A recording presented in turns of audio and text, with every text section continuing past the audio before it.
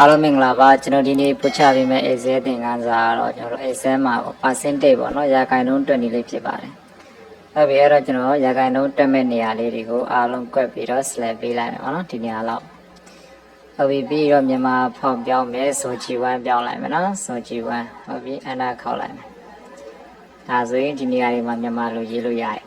။အဲ့တော့ဒီမှာကျွန်တော်က message လုပ်လိုက်မယ်နော် message man center ပေါ့ထားပါတော့ဝန်ထမ်းများလို့မြန်မာလိုရေးလိုက်မယ် control shift ပြောင်းမယ်နော်မြန်မာလိုဝန်ထမ်းများလို့ရေးလိုက်မယ်ဟုတ်ပြီဒီမှာထားပါတော့ကြားလို့ရေးလိုက်မယ်ကြားဒီမှာမကြားဝန်ထမ်းကကျွန်တော်တို့349ပေါ့နော်ထားပါတော့မဝန်ထမ်းက258ပေါ့နော်ဒီလောက်ရှိတယ်ပေါ့စေယုံတယုံသို့မဟုတ်အလုပ်ယုံတယုံပေါ့နော်ဒါလေးကိုကျွန်တော်က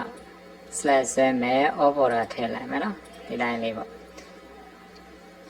ဒါလေးပါကန်လိုက်မယ် off order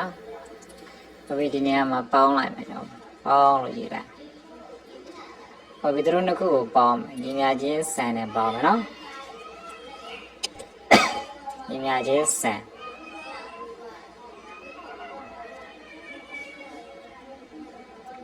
ဟုတ်ပြီဒီလိုလေးပေါ့နော်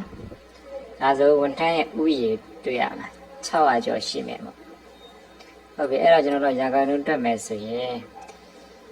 ဥပမာကျွန်တော်တို့တက်မှာကရာခိုင်နှုန်းဒီဘက်မှာပဲထားပါနော်နားလေးတက်မယ်ပေါ့ဒီသုံးဘက်ကို select ပြီး all border လေးကန်လိုက်မယ်နော်ဟုတ်ပြီတက်မယ်ဆိုကျွန်တော်ညီမချင်းလေးလာမယ်ကျွန်တော်ဒီကြားဝန်ထမ်းကိုပေါ့နော်ကျွန်တော်အစားလေးနဲ့စားမယ်အစားလေးဘာနဲ့စားမလဲဆိုစုစုပေါင်းနဲ့စားတယ်ဒီတိုင်းလေးပါဟုတ်ပြီနော်ကြားဝန်ထမ်းကို select ပေးမယ်ပြီးရင်အစားလေးနဲ့စုစုပေါင်းနဲ့စားမယ်အဲ့ဒါခောက်လိုက်ဟုတ်ပြီဒီလိုလေးပြရတယ်ပေါ့နော်ဟုတ်ပြီတနမိုင်နဲ့ပြရင်ပြောဒီမှာပေါ့ percent style ဆိုရှိရနော်ဒါလေးကိုနှိပ်ပေးလိုက်ဟော50ခွန်ပြီးတော့အောက်ကိုလည်းဒီလိုလေးပဲတက်မယ်နော်ညီညာချင်းမရီစလက်ပေးမယ်ပြီးရင်အစားစုစုပေါင်းနဲ့စားမယ်အနာခေါ်လိုက်ဒီလိုဖြစ်နေတဲ့ကသူ့လည်းပါစင်လေးနှိပ်ပေးလိုက်မယ်ဒါဆိုရင်ကျွန်တော်600ကျော်ရှိတာမှာမျိုးသားက50ခွန်ရှိမယ်မျိုးသမီးက43ရာခိုင်နှုန်းရှိမယ်ဒါကိုကျွန်တော်ရာခိုင်နှုန်း100ပြည့်မဲ့ပြည့်ကျွန်တော်တို့မှာပေါင်းလို့ရတယ်ညီညာချင်းဆန်ပေါ့ shortcut နဲ့ဆိုရင် order equal ဒါလေးပါနော်အနာခေါ်လိုက်ဟုတ်ပြီတရားခိုင်နှုန်းပြည့်ဒီတိုင်းလေးပေါ့နော်ဒါကကျွန်တော်တို့ Excel မှာ percentage တွက်နေလေးဖြစ်ပါနော်ကုန်ပစ္စည်းတွေကိုလည်းကျွန်တော်တွက်လို့ရပါနော်ကုန်ပစ္စည်းတွေ item price ဒီလိုလေးရေးပြီးတော့ဒီလိုပုံစံနဲ့ရာခိုင်နှုန်းတွက်မယ်ဆိုရင်တွက်လို့ရတယ်